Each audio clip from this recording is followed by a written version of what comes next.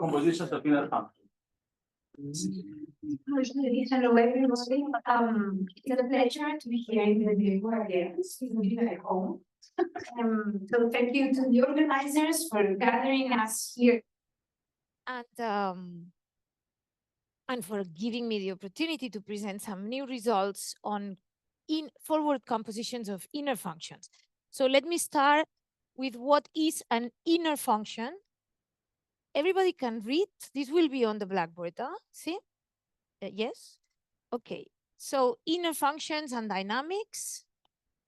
So first of all, what is an inner function? So a function from the disk to the disk holomorphic is inner if the radial limit, which is the limit of my map F when I take a radial line towards a boundary point, and I wonder whether the image under F converges somewhere. So the radial limit the radial limit when R goes to 1 of F of R e to the I theta. So if the radial limit exists for almost all theta in the interval 0 to pi, but also belong to the unit circle. Okay, so if almost every radial limit exists and maps to the boundary, which is not always the case if the degree is infinite, of course. So by this definition, you can define a radial extension of your map, which is precisely the extension to the boundary given by this radial limit, so that we will define F star of a point on the boundary, which by abuse we will call it again F, and that will be exactly this radial limit. And this will be defined, this is a map defined almost everywhere on the boundary. Maybe highly discontinuous. So examples, let me change to the next. I'll leave this for the theorems.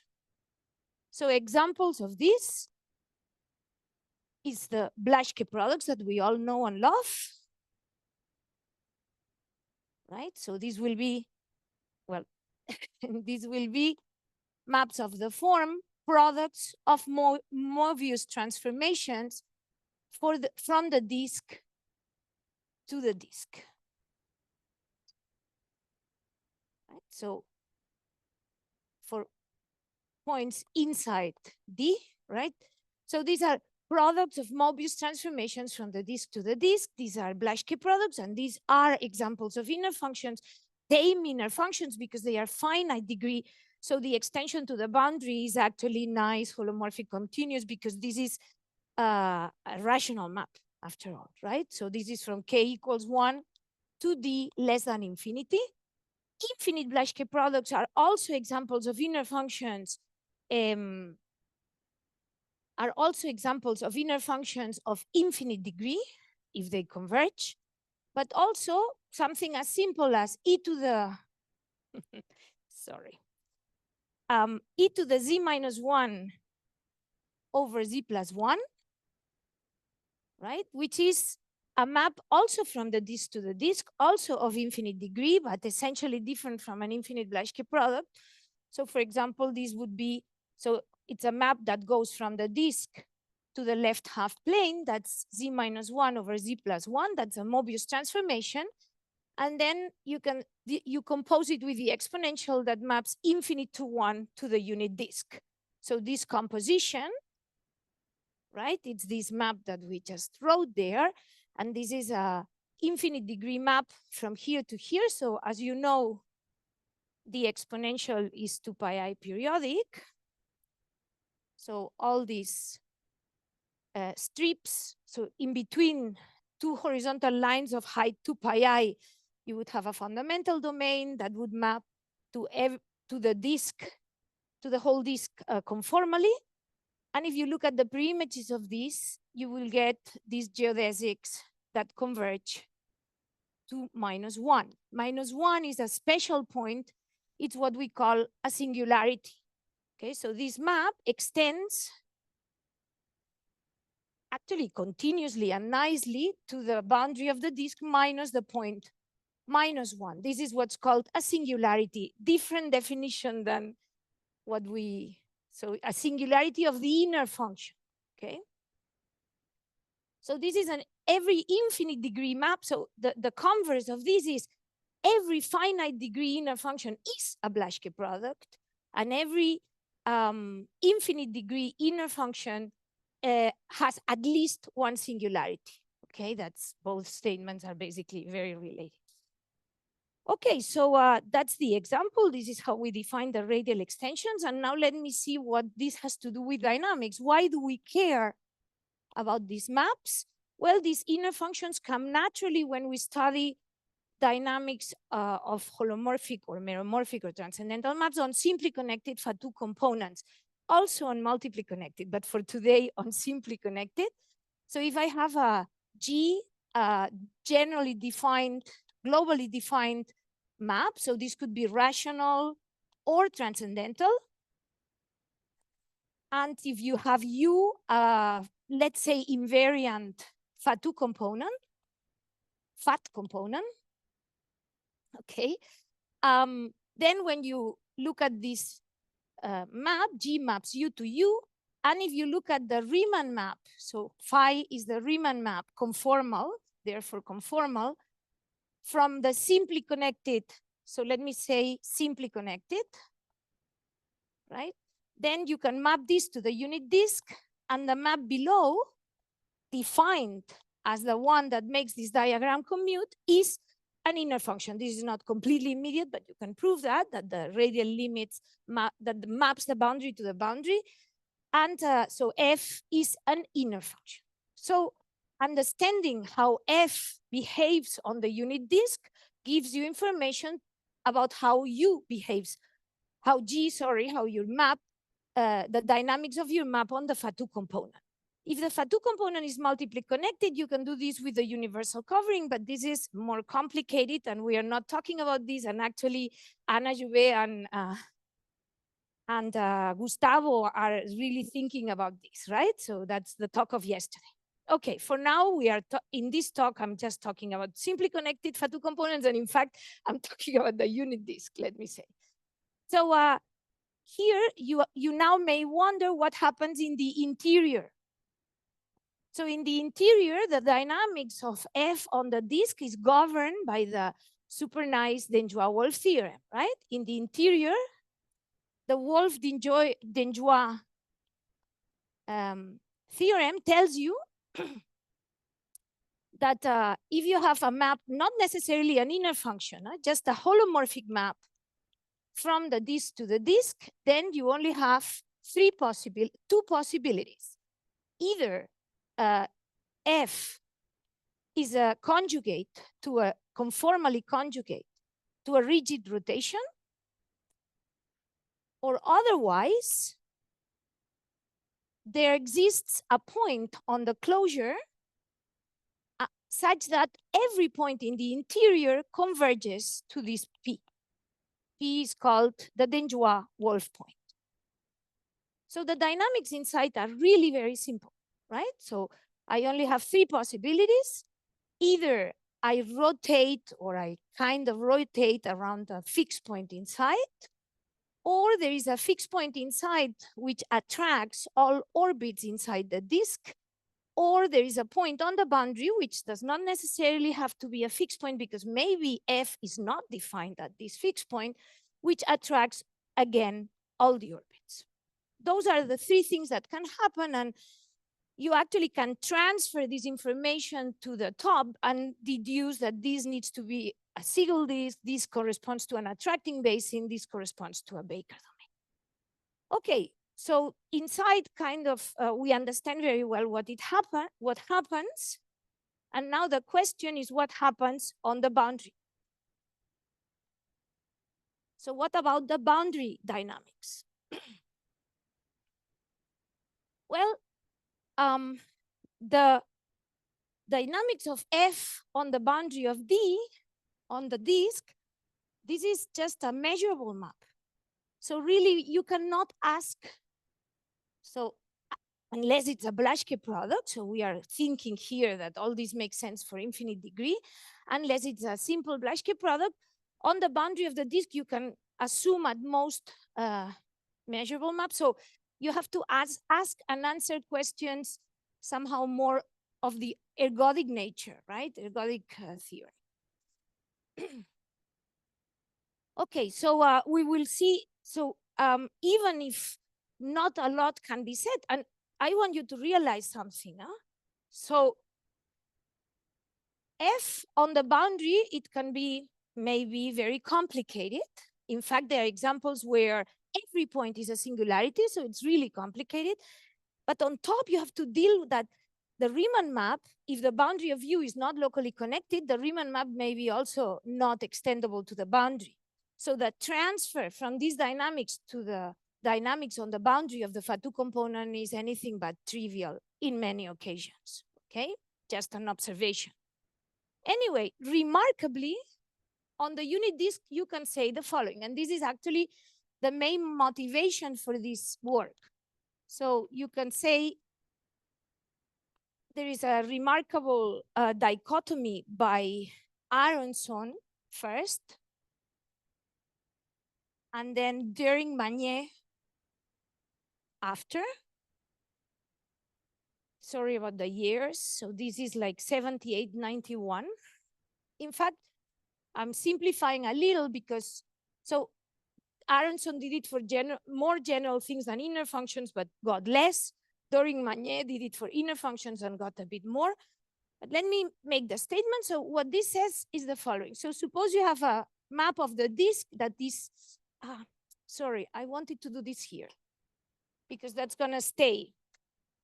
So excuse me, I changed Blackboard here. So ADM dichotomy. Okay, so suppose you have a map that is an inner map, an inner function. And the dichotomy says, and let P be the Denjoy-Wolf point. So only two things can happen. Either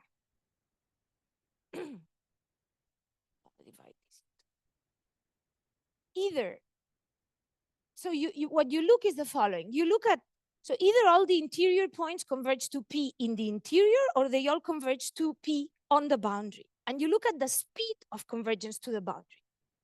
So either the convergence to the boundary, no. Right? Look, this is exactly the distance from the orbit to the boundary. Either this series converges for some Z in the disk. If this happens, then, so either this happens and then it goes so fast to the boundary that it carries with it basically almost every point on the boundary. So this would mean that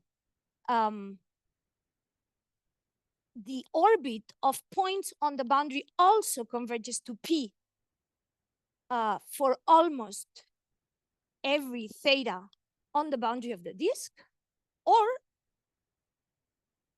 this series diverges for some Z, just one point is enough, and then almost every boundary orbit, so the sequence, the orbit of almost every point is dense in the circle for almost all theta in the boundary of. Okay, so this is the dichotomy, which and what we understand is that this is the case or B, right? This is the case, what we call fast convergence to the boundary. fast convergence to the boundary. And this is slow or no convergence to the boundary. Okay, so the first case is if my convergence to P in the boundary is so fast, is fast enough, then I carry with me, I attract basically almost every orbit on the boundary, and they all also converge to P, or in the opposite case, boundary orbits do whatever they want, and actually they fill the whole thing independently of what's happening in the interior. They fill the whole boundary densely. So this is a really nice, strong dichotomy about what happens of iterates of inner functions on the boundary of the disk, okay? Like two very opposite cases with two things that are relatively easy to understand and to state. Okay, so the transfer of these results to actually the dynamics of G in U, so to go back to your Fatu component, this has been studied for some time. So it started with Rippon and Stallard, and also by, now that you know the logo, I can put BFJK, right?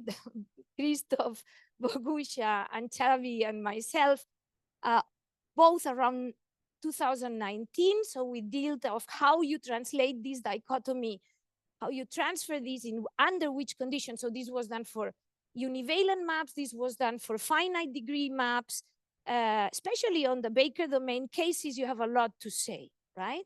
But also I refer you to the talk of Anna Jouvet later, right? Who will talk more about this type of problems on the boundary of invariant components. Okay, but this is not what I want to talk about. So what I want to discuss today is not iteration of a single map on a disk, but I want to talk about forward compositions of inner functions. Okay? And dynamics. So what I will consider is sequences of inner functions. So I consider sequences of maps on the disk, which are made by composing n different maps on the unit disk. So each of them is an inner map. Okay, so I iterate on the map, except that every time I iterate, I apply a different inner function. And now you will say, why do you do this, right? Okay, so the first observation is that if all of them are one single map, then we are talking about iteration. So this is really a generalization, this is obvious. But then I also want to say, so one, two, I want to say that these kind of situations appear naturally in many other contexts, okay? So I will not be precise, but it appear in many contexts. So for example, fibered holomorphic maps, and I refer to the talk of Robert Florido tomorrow or Thursday, who will tell us about this. Also, skew products in C2 or CN, but in C2. And I will not be precise, but it's just to tell you that there are many situations in more dimensions where this type of fibered of non-autonomous dynamics. So this is clearly a non-auto. If we think about dynamics, these are non-autonomous dynamics, right? So if we think about dynamics, this is non-autonomous.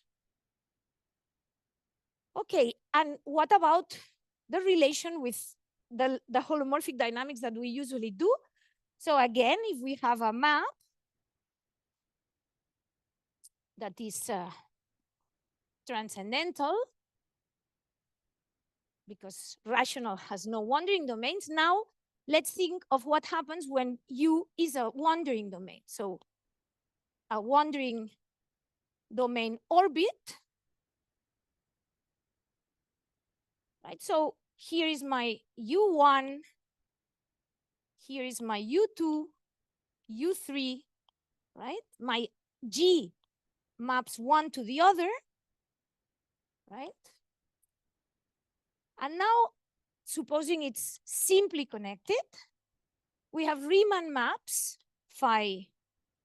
Well, that's usually U0, but it doesn't matter, or U, well, whatever. Phi 1, phi 2, phi 3. Now they are different maps because each of the domains is different, but this still map to the unit disk. And you still can consider this composition, but now G1 will be this composition, G2 will be this other composition, etc.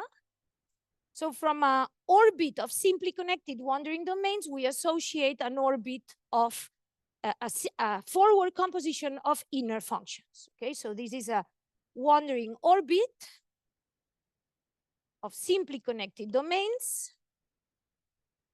And this is a forward composition of inner functions. So again, understanding forward compositions of inner functions, we hope gives us information about what happens on the interior and on the boundary of wandering domains. So this is a program. This is a program that started several years ago. There are many, many questions that you can ask here, right? And this is what we've been working with Anna, Vasso, Phil, and Gwyneth for several times, for several years. And we have like basically 3 papers, right? So the first one, we looked at the interior dynamics and made a classification, which I will not go over. The second paper, we started wondering about the boundary dynamics on the boundaries of these UNs, very general. So we actually went further than forward compositions. We looked at arbitrarily sequenced in arbitrarily simply connected domains as long as they are well behaved in the boundary and we have some extensions, etc. Actually, this deals with the generalization of the first part of the dichotomy. And we were quite successful, I have to say. And the results I'm presenting today, we are really only, we are restricting to the boundary of the disk, right? And thinking about the part B of this dichotomy. Okay, well, I will talk about both, but just to locate you what the, so generalizing the first part of the dichotomy was really successful in a big generality, in large generality, but generalizing the second part, it's much more intricate and delicate, and that's why for now we are still concentrating on the unit disk.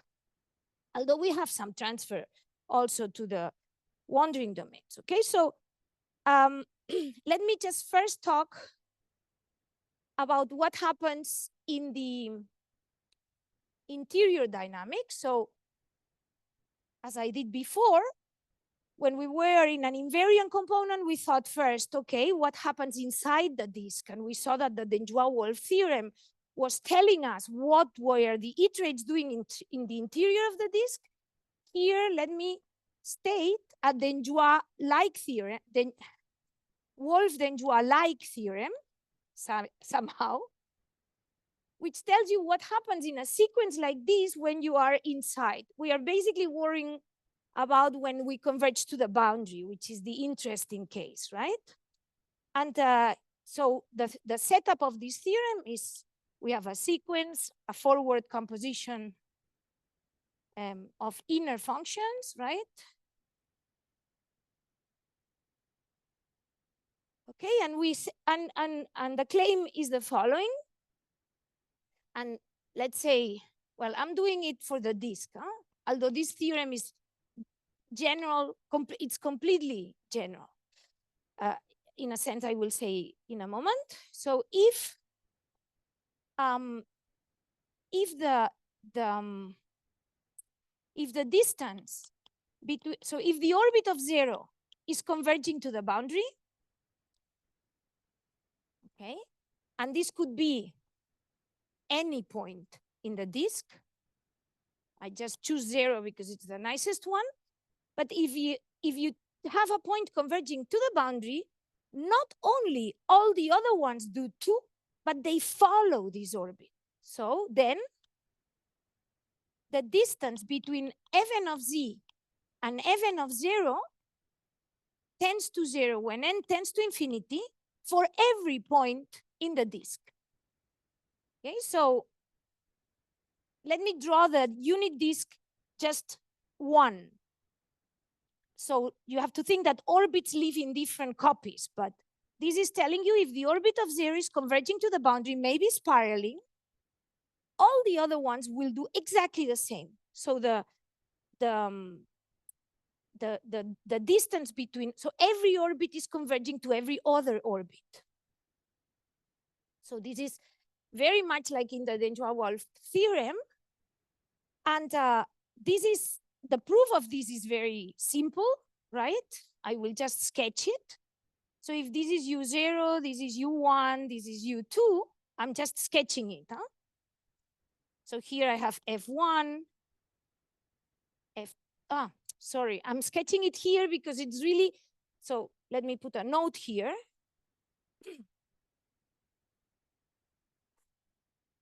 Excuse me. True for simply connected domains, not only for the disk. Okay, so if I had a sequence of simply connected domains and I have a 1 point, it doesn't need to be 0 or anything in general, right? I have 1 point whose orbit is getting closer and closer to the boundary. The Schwarzschild lemma tells you that the hyperbolic distance at every step needs to decrease. So if I take any point in this domain and I draw a hyperbolic disk, the orbit of z needs to be in a hyperbolic disk of the same radius around each of the images. But we all know that if a hyperbolic disk of fixed radius has to be moving to the boundary, it needs to be Euclideanly decreasing. So really, as I tend to the boundary, this hyperbolic disk is getting tinier and tinier, and it needs to contain the orbit of any z, well, of the z that you chose at the beginning. Okay, so this is just a very rough idea, but this is what's behind this. It's like Euclideanly, all the points need to behave the same way if I have convergence to the boundary. Okay? No, not at all. So this is super general. Yeah. Just a sequence of functions, holomorphic functions. But in this talk, we are on the connectedness here. Yes, probably not either. Okay, but that, so let's leave it at simply connected today. In fact, today I'm on the disk, you know. This was just okay, so this gives us the interior dynamic somehow, but here the difference is that I don't need to be converging towards 1 point in the boundary, okay? I could be converging, like filling everything up, or filling just I could be accumulating on different sets. So this is for this is for the interior dynamics, and now let me talk about the boundary dynamics. But to talk about the boundary dynamics, so now it's when we wonder whether something similar to the dichotomy that I have written over there holds, right? Is it still true that if I go fast enough to the boundary, I carry with me, or I induce all the boundary orbits to follow me, right? That's the question. So in order to state our attempt to generalizing the ADM dichotomy, well, I don't know if it's 3 or 2.3 or what this is. Well, it doesn't matter. Boundary dynamics. So I need two previous definitions. The first one is what is the hyperbolic derivative distortion. So given again, Fn is a forward composition of maps. For this definition, you also don't need this, but it doesn't matter. So the hyperbolic derivative or the hyperbolic distortion or derivative, in this case, it's called both ways in the literature, of let's say f of 0 at some point, and it could be any other point. Well, I can put z naught. Is the following quantity, we will call it lambda n, and that's the density at the point fn of 0 divided by the density. So it's exactly the formula that Christoph put a moment ago, multiplied by the Euclidean derivative n minus 1. Sorry about this. Yes.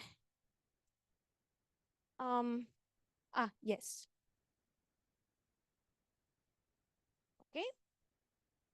Notice that if my maps map 0 to 0, then we are just talking about the Euclidean derivative at 0.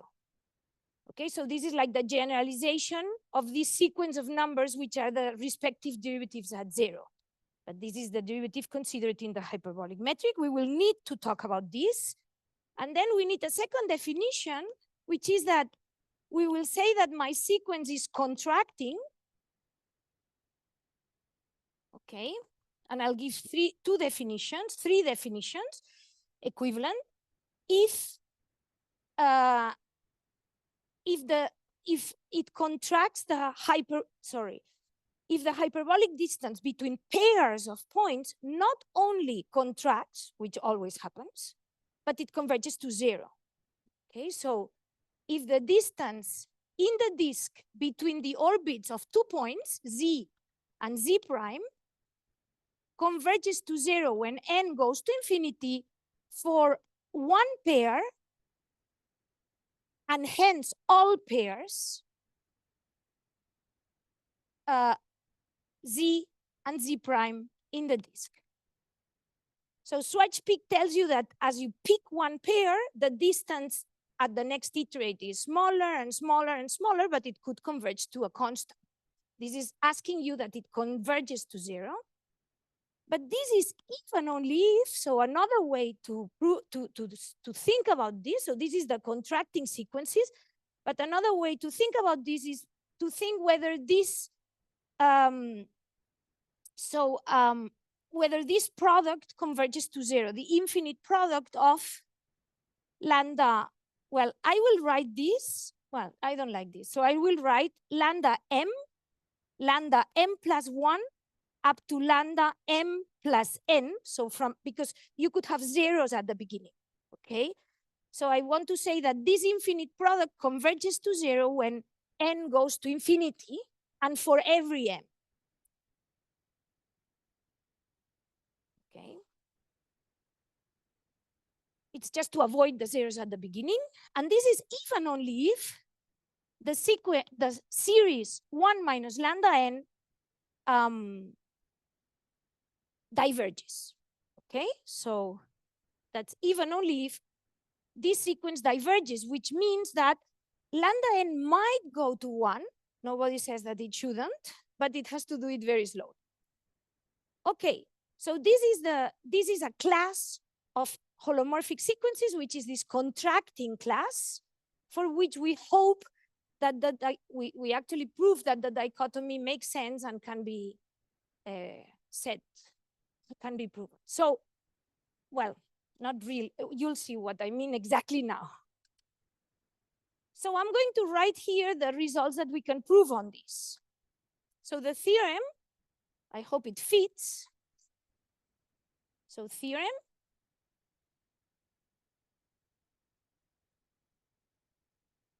Well, it's this third paper that I was talking about.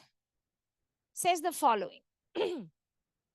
So who is the equivalent now to looking at the iterates of a point? Well, we need to look at the iterates of an orbit. sorry, an orbit on this sequence. So the fast convergence, so for the first part, the fast case would say the following. So here I have a sequence of, so a forward composition of inner functions as below, as above, inner.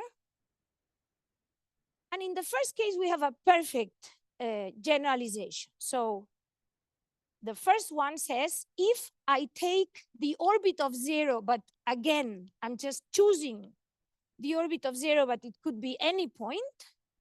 If this converges very fast to the boundary, then it carries everybody else. In which sense? In the sense that the orbit of any boundary point minus the orbit of 0 will Euclideanly get closer and closer as n goes to infinity for almost every theta in the boundary of t. Okay, so if the orbit of 0 or whatever other point converges fast to the boundary, it carries everybody with it, or almost everybody on the boundary. So this is really the same thing that we saw up there, right? Except that here you have to write it like this because you don't know that this is converging to any point in particular. Okay, so it's just, it follows along. And now what happens? So this would be the first case. And this doesn't have a difficult proof, but, well, I will maybe say something about this. So in the second case, which is the slow or no convergence to the boundary, right? You would love to say, if this sequence diverges, then almost every orbit, boundary orbit, is dense in D. Well, the bad news is that this is not true. Okay, so you can have examples for which this convergence is very slow, but still most points follow the interior ones.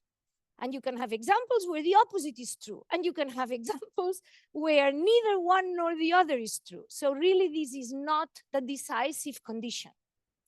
However, if you put together the contraction of the map and the speed of convergence, then you can go to the opposite situation. So if you consider the speed of convergence to the boundary multiplied by your 1 minus lambda n, so the hyperbolic derivative, okay, the one that needs to be divergent in order for this to be contracting, if this sequence is divergent, so this is telling you, if the speed to the boundary is slow, and it's even as slow as to multiply it by something less than 1, and it still diverges, okay? So if there is enough contraction, and there is enough tranquility in moving towards the boundary, then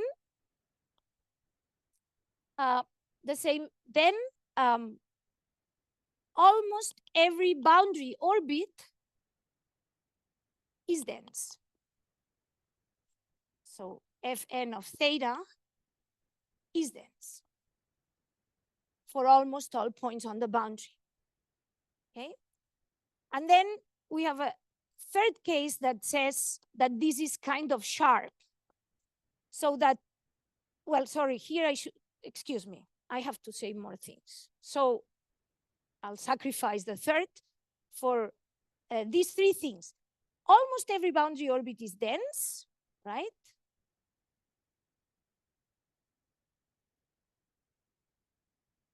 Also, just as an observation, this is kind of obvious, but if a product diverges, both have to diverge. So observe that this is only in the case where this sequence is contracting. And also, let me say that the set of points which follow the orbit of the interior ones, as it happened in part A, okay, has measure 0. So what do I mean by this? What I mean, this is what we call the Denjoy-Wolf set. So this is just to show that it's the opposite case of the top. Because, you know, orbits might be dense because the orbit of zero is kind of densely filling up, right? But no, this is telling you no, the orbit of zero will do whatever it wants, and the orbits of the boundary go on their own, filling the boundary of the disk densely. Okay, so this is really not because they follow anybody. That's what I wanted to say. And C, this is sharp in the sense, well, sharp is subjective somehow. Sharp in the sense that if one of these, so if you had, let me write it like this, if you had divergence of one of them, but not of the product, right? But this one would be convergent, then everything can happen. Let me just write it like this. Then, sorry, I don't know. Then, well, then A and B are possible. Meaning that really this is, you really need to have the balance between contraction and speed of convergence to the boundary. Okay, so this is what we can do for I'm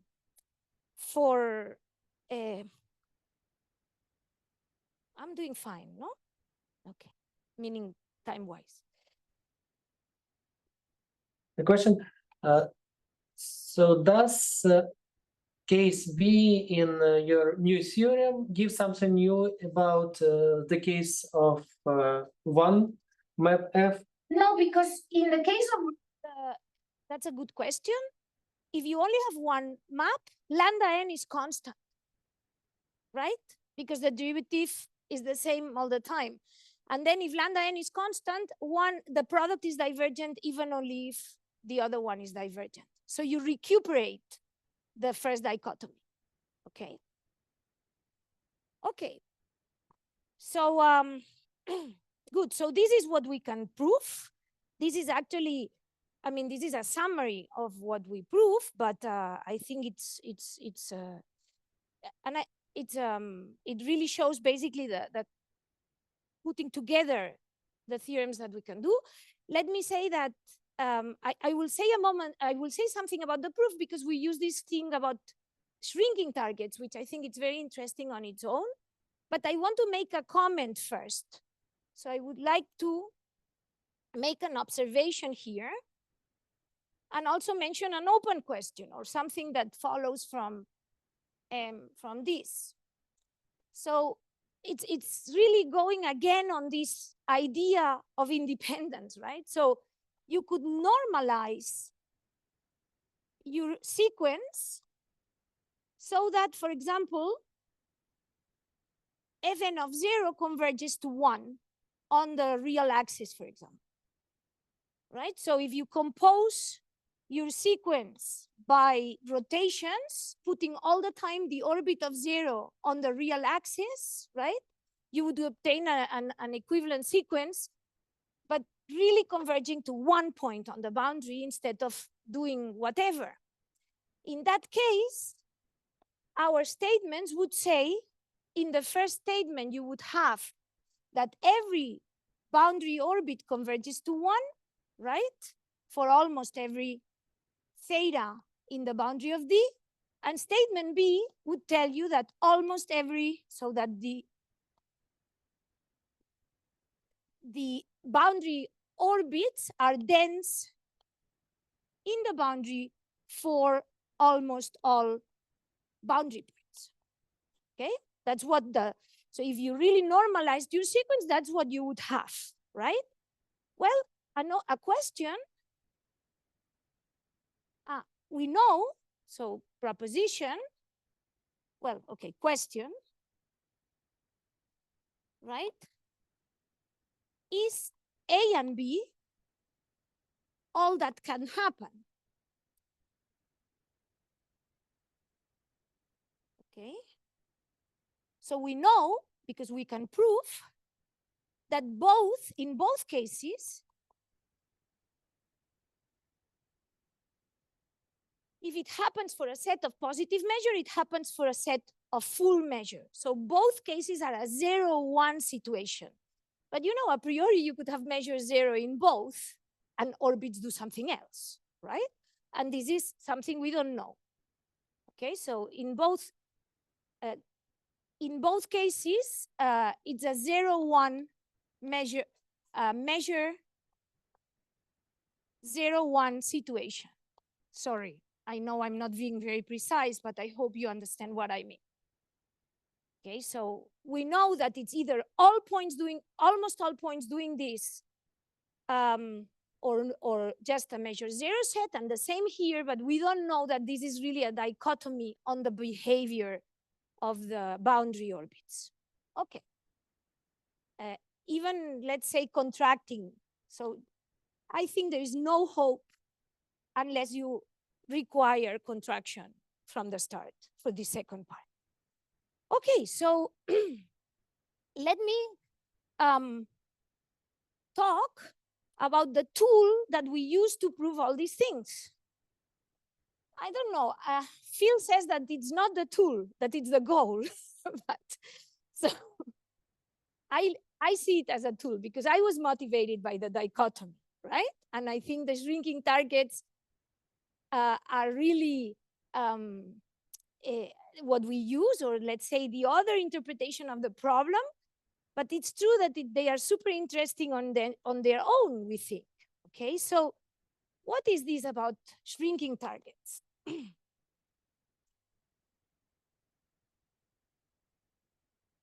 So if you were lost at some point, you can restart, okay? So this was introduced by Hill and Benini in 95. And I thought it was coming from probability theory, and it's not, okay? It's really coming from, at least their motivation, it's true that it has a lot to do with probability, but their motivation comes from Julia's sets of rational maps. That was really surprising to me. Okay, so what is a target and what is a, so this, just let me say that it's a tool, but it also has some independent interest. Okay, so what is a target? A target is a sequence IN of arcs in the boundary of D. Anna Jouvet always asks before she does it, why don't we just consider measurable, right? But for now, we consider arcs, and that's enough. So a sequence of arcs, and this target is shrinking.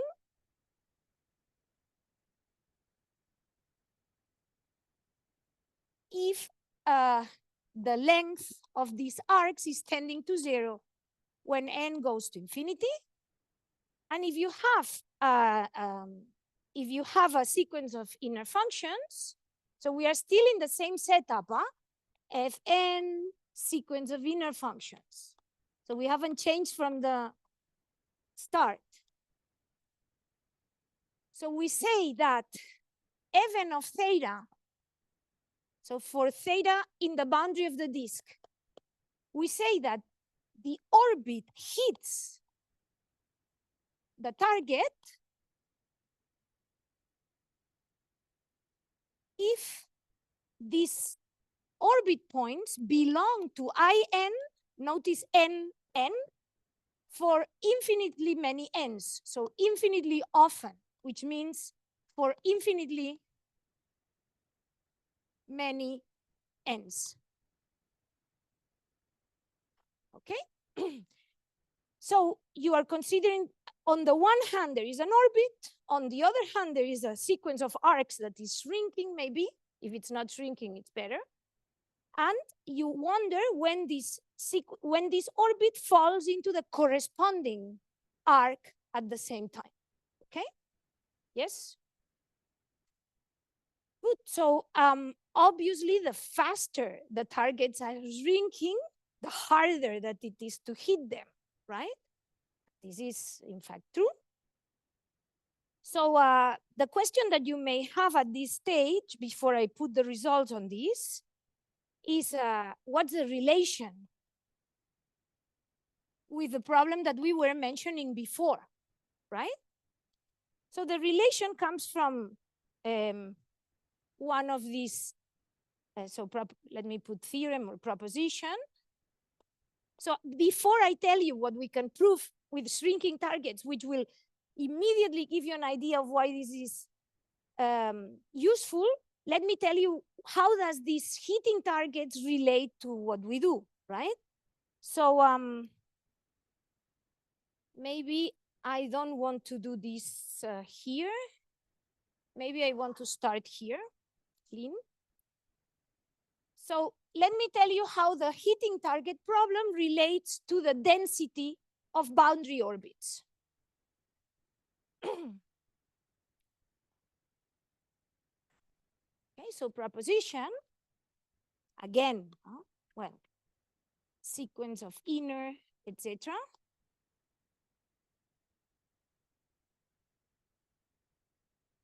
So the following are equivalent. It's equivalent to ask that the orbit, the boundary orbit is dense in the boundary of the disk for almost every point on the boundary. That's equivalent to saying that if I choose a fixed arc in the disk,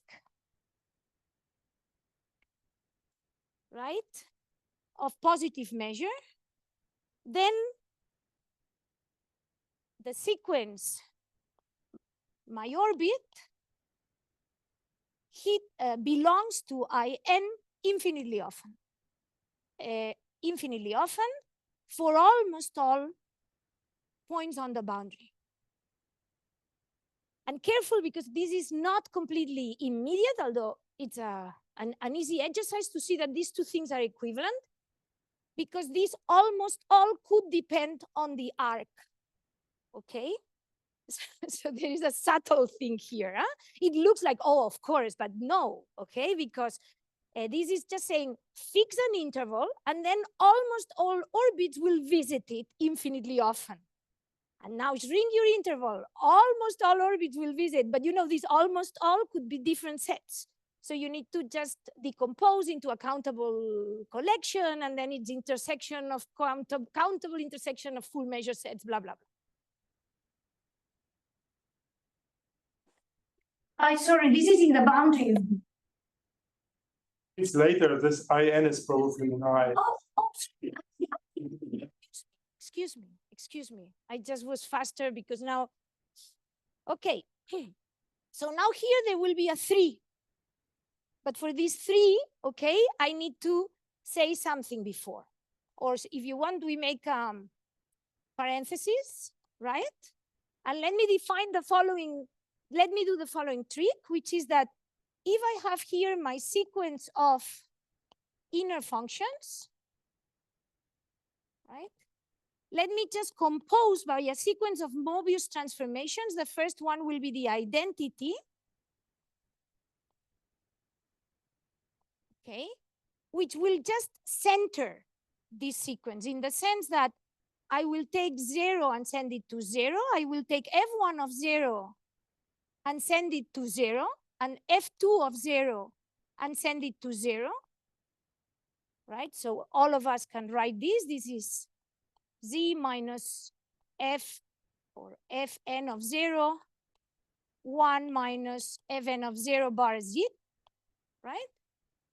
And then observe that the distortion of this sequence, so if here we had, on the top we had our sequence of hyperbolic derivatives, here now the derivatives, so this will be our G's, G1, G2, etc. That gives me a new, no, this is big G2, that was big F.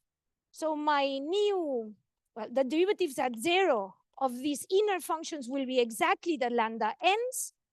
And this tells you that my original sequence is contracting even only if my new sequence, which is centered, is contracted.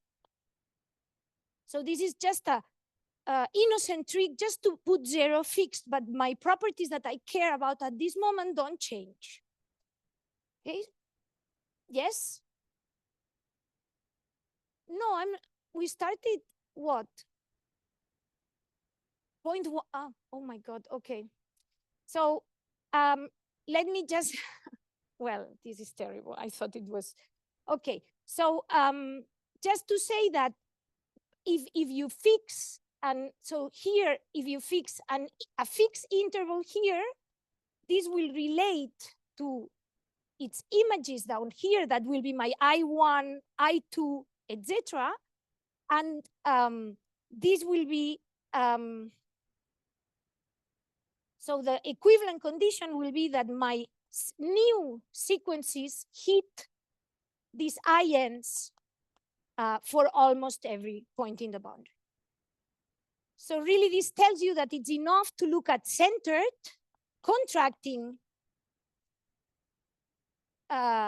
sequences of inner maps. And if you understand this shrinking target problem for this kind of maps, then you understand the density of periodic points. And I will just finish. I will not write this concretely, but I want to show you which are the 3 conditions that would imply our dichotomy. So these are the following. So consider a centered, meaning that 0 is fixed, inner forward composition of inner maps, and consider just a target, right?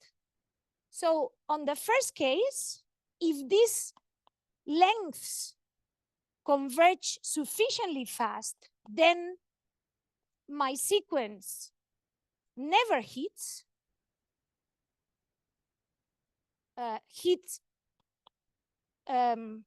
fails to hit for almost every point in the boundary. And of course, in the second case, you will get exactly this other condition. So if the contraction balanced by the length of the intervals is divergent, then this sequence will hit my intervals for almost everything. And this is how I will end. Thank you, and sorry for going over time.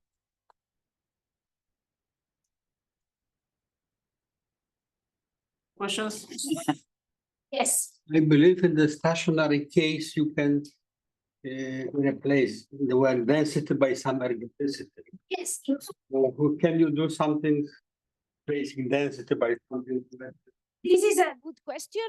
Gustavo has some results with Artur Nicolau where they talk about ergodicity of this kind of sequences. And I don't think it follows from what we do at all. It's a bit disjoint, right? Although it has many, many coincidence points, right? But yes, that would be many questions. In fact, let me just say that in the ADM dichotomy, the second part originally in the Aaronson, in the Mañe, in the Doering and Mañe paper, they don't talk about density of orbits. They talk about recurrence and etc. And in fact, this kind of behavior at the beginning, we called it a strong recurrence. But anyway, just not to confuse terms, we just moved to an equivalent thing, which is a density of almost all orbits, okay? But yes, you can ask many questions. Let me just make one observation. Moving to wandering domains is complicated because what is density there, right? If the domains are different, what does it mean to be dense on the boundary? Nothing. Because remember, every point is in a different domain, right? However, it does make sense to talk about hitting targets, right? And it does make sense to wonder about some ergodicity conditions. But this is really another chapter. Huh? I mean, all these type of questions make sense on the unit disk, and you need to think what they actually mean, what the right definitions are when you go to wandering domains and to boundary dynamics on wandering domains, which we will do, hopefully, but it's not immediate. Yes. So what's the condition on the arc choices? So can you choose the arcs they converge to like a nice Cantor like set or something? Sorry, can you repeat? What's the condition on your arc choices? So can you choose like converge to a nice Cantor set? No condition. Just take any sequence of arcs. They could be intersecting, not nested, not nested, whatever you want. Okay, so I think this is what I said in like 30 in 2 seconds, right? It's totally independent of anything, of dynamics, of anything, right? So you just hit. So take any arbitrary sequence of arcs, nested or not, that goes to 0 sufficiently fast, and you are sure that almost no point will ever. So they will avoid almost all orbits will avoid them after a certain point. They give up. Maybe they Cantelli type. Yes, sorry. So to prove this is an easy consequence of the first Borel-Cantelli lemma and Löfner's lemma. You have to use a little bit, right? The second part is much more involved. And here we need to use a second version of Cantelli, but not how they proved it, by how Phillips proved it, because we basically, first we prove it in the case of uniform contraction, and then we block our sequence in different blocks such that they are actually uniformly contracting. But you need to be careful, because when you block your map, so your sequence, you say, okay, I will consider one map, the first 20, one map, the second 40. So when you do this, you have to be careful with how that affects the contraction rate. And that's why this contraction appears here, okay? Because on this blocking, you then need to look at the balance of the length of the blocks with the how you get, the speed of convergence, right? With the amount of contraction.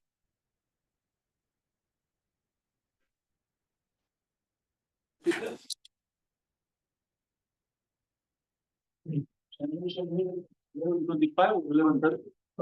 make it 11:30. Yeah. Let's go to lunch.